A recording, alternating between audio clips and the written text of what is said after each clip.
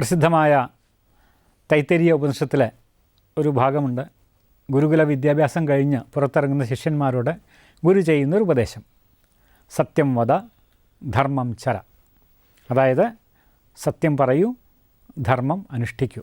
ഇതിൽ സത്യം, സത്യസന്ധത എന്ന് പറഞ്ഞാൽ എന്താണെന്ന് നമ്മൾക്കെല്ലാം ഒരു ഏകദേശ രൂപമുണ്ട്. അതായത് ആരോടും നുണ പറയാതിരിക്കുക, ആരെയും കളവ് പറഞ്ഞ് പറ്റിക്കാതിരിക്കുക, ഇതൊക്കെയാണ് നമ്മൾ സത്യം കൊണ്ടും സത്യസന്ധത കൊണ്ടും ഉദ്ദേശിക്കുന്നത്. എന്നാൽ ധർമ്മം എന്ത്? ധർമ്മം ഇത്ര എളുപ്പത്തിൽ നിർവചിക്കാൻ പ്രയാസമാണ്, അത് കുറച്ചുകൂടി സങ്കീർണമാണ്. ഏറ്റവും പരിമിതമായ അർത്ഥത്തിൽ ധർമ്മത്തെ കർത്തവ്യം എന്ന് വിളിക്കാം.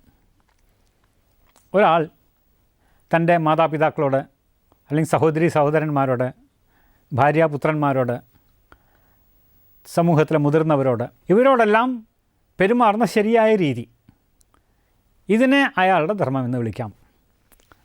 അതായത് അച്ഛനമ്മമാരെ സംരക്ഷിക്കുക, ഗുരുക്കന്മാരെ ബഹുമാനിക്കുക, കുട്ടികളെ സംരക്ഷിക്കുക, ഇതൊരു മുതിർന്ന ഒരു മനുഷ്യൻ്റെ, ഒരു യുവാവായ ഒരു മനുഷ്യൻ്റെ കർത്തവ്യങ്ങളാണ്. അതുകൊണ്ട് ഇവയെല്ലാം അദ്ദേഹത്തിൻ്റെ ധർമ്മമാണെന്ന് നമുക്ക് പറയാൻ സാധിക്കും. ഇതുകൂടാതെ നമ്മൾ കേട്ട് കാണും ദാനധർമ്മം മുതലായവയൊക്കെ. അതായത് അഗതികൾക്ക് അല്ലെങ്കിൽ അർഹതയുള്ളവർക്കെല്ലാം എന്തെങ്കിലും ദാനം ചെയ്യുന്നത്, അത് ധർമ്മത്തിൻ്റെ ഒരു ഭാഗമായിട്ട് നമ്മൾ കണക്കാക്കുന്നു.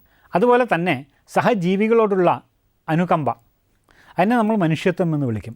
ഇതും ധർമ്മത്തിൻ്റെ ഒരു ലക്ഷണമായിട്ട് നമ്മൾ കണക്കാക്കുന്നു. ഇനി നമുക്ക് എന്താണ് യഥാർത്ഥത്തിൽ ധർമ്മം എന്നതിനെക്കുറിച്ച് ചിന്തിക്കാം. ധാരയതീതി ധർമ്മ എന്നാണ് ധർമ്മത്തിൻ്റെ നിർവചനം. അതായത് ഒന്നിനെ അതാക്കി നിലനിർത്തുന്നതെന്തോ അതാണ് ധർമ്മം. മനുഷ്യനെ മനുഷ്യനാക്കുന്നതെന്തോ അതാണ് മനുഷ്യധർമ്മം. ഏതെങ്കിലും ഒരു ജീവിയെ അതാക്കുന്നത് എന്താണോ അതാണ് അതിൻ്റെ ധർമ്മം. തീയിനെ തീയാക്കുന്നത് തീയിൻ്റെ ധർമ്മം. തീയിനെ തീയാക്കുന്നത് അതിൻ്റെ ചൂടും പ്രകാശവുമാണ്. ചൂടും പ്രകാശവും ഇല്ലാത്ത ഒരു തീയിനെക്കുറിച്ച് നമുക്ക് സങ്കല്പിക്കാൻ പറ്റില്ല. തീയിന് ചൂടില്ലാതായി. അങ്ങനെ വരുമ്പോൾ തീയുടെ ധർമ്മം നിറവേറില്ല. തീ കൊണ്ട് നമുക്ക് ചെയ്യാവുന്ന കാര്യങ്ങൾ, തീക്ക് ലോകത്തിന് കൊടുക്കാവുന്ന കാര്യങ്ങൾ, ഇതൊന്നും നടക്കില്ല. ആഹാരം പാകം ചെയ്യൽ നടക്കില്ല, തണുപ്പിൽ നിന്ന് രക്ഷ നേടാൻ നടക്കില്ല. അപ്പം അതുകൊണ്ട് ഒരു വസ്തുവിനെ അതാക്കി നിലനിർത്തുന്നത് എന്തോ അതാണ് അതിൻ്റെ ധർമ്മം. ഓരോ ജീവിയും ഓരോ വസ്തുവും അതിൻ്റെ ധർമ്മത്തിനനുസരിച്ച് പ്രവർത്തിക്കുമ്പോഴാണ് ഈ പ്രപഞ്ചത്തിൻ്റെ താളലയം സംരക്ഷിക്കപ്പെടുക, പ്രപഞ്ചത്തിൽ ജീവൻ നിലനിൽക്കുക. അല്ലെങ്കിൽ ജീവൻ നിലനിൽക്കാൻ തന്നെ അങ്ങേയറ്റത്തോളം ബുദ്ധിമുട്ടായി തീരും. സാധാരണയായി ജീവിവർഗങ്ങളിൽ മനുഷ്യൻ മാത്രമാണ് മനുഷ്യധർമ്മത്തിനെതിരായിട്ട് നടക്കുന്നത്. മനുഷ്യധർമ്മം എന്താണ്? മനുഷ്യധർമ്മം എന്ന് വെച്ചാൽ മനുഷ്യനെക്കൊണ്ട് ചെയ്യാൻ കഴിയുന്ന കാര്യങ്ങൾ, മനുഷ്യനെക്കൊണ്ട് മാത്രം ചെയ്യാൻ കഴിയുന്ന കാര്യങ്ങൾ, ഇത് മനുഷ്യൻ ചെയ്യണം. അങ്ങനെ വരുമ്പോൾ മാത്രമാണ് ആ പ്രകൃതിയുടെ പദ്ധതിയിൽ മനുഷ്യൻ്റെ ഉദ്ദേശം എന്താണോ അത് നിറവേറ്റപ്പെടുക. മനുഷ്യധർമ്മം അഥവാ മനുഷ്യത്വം എന്ന് പറയുന്നതിൻ്റെ ഏറ്റവും വലിയൊരു ലക്ഷണമാണ് സഹാനുഭൂതി. അടുത്ത കാലത്തായിട്ട് അമേരിക്കയിലെ ഒരു യൂണിവേഴ്സിറ്റിയിൽ ചില ശാസ്ത്രജ്ഞന്മാർ പഠനം നടത്തുകയുണ്ടായി. പരിണാമ പ്രക്രിയയിൽ എങ്ങനെയാണ് മനുഷ്യൻ ഏറ്റവും മുകളിലെത്തിയത്, എങ്ങനെയാണ് മനുഷ്യൻ മറ്റ് ജീവികൾക്ക് മേൽ ആധിപത്യം പുലർത്തിയത്. അവരുടെ കണ്ടെത്തൽ എന്തായിരുന്നു വെച്ചാൽ മനുഷ്യനിലുള്ള സഹാനുഭൂതി എന്ന ഗുണം, ഇതാണ് മനുഷ്യവർഗത്തിനെ ഏറ്റവും മുകളിലേക്ക് കൊണ്ടുവരാനും അവരുടെ ആധിപത്യം നിലനിർത്താനും സഹായിച്ചത്.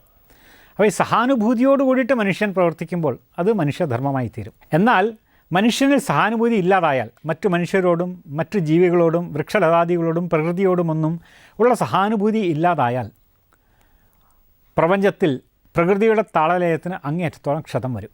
പക്ഷേ ഇന്ന് മനുഷ്യനിലുള്ള ആ സഹാനുഭൂതിയുടെ ഉറവിടമെല്ലാം വറ്റി വരണ്ടു വരികയാണ്. അതുകൊണ്ടെന്താണ് മനുഷ്യൻ ചെയ്യുന്നത്? ഏത് വിധേനയും ആവുന്ന രീതിയിലെല്ലാം ലാഭമുണ്ടാക്കാനായിട്ട് പ്രകൃതിയെപ്പോലും നശിപ്പിക്കുന്നു. പരിസ്ഥിതി മലിനീകരണത്തിൻ്റെയും പ്രകൃതി നശീകരണത്തിൻ്റെയും എല്ലാം അനുഭവങ്ങൾ നമ്മൾക്കിപ്പോൾ കിട്ടിക്കൊണ്ടിരിക്കുകയാണ്. മലയാളത്തിലൊരു സുഭാഷിതം നമ്മൾ കേട്ട് കാണും. സത്യധർമാദികൾ വെടിഞ്ഞുള്ളൊരു പുരുഷനെ ക്രുദ്ധനാം സർപ്പത്തേക്കാൾ എത്രയും പേടിക്കണം. മനുഷ്യധർമ്മം വെടിഞ്ഞ് സഹാനുഭൂതിയില്ലാതെ തൻ്റെ ഉപഭോഗത്തിന് മാത്രമായി എല്ലാത്തിനെയും നശിപ്പിക്കാൻ തുടങ്ങിയാൽ മറ്റ് ജീവികളോടൊപ്പം മനുഷ്യൻ്റെയും അവസാനമായിരിക്കും അത്.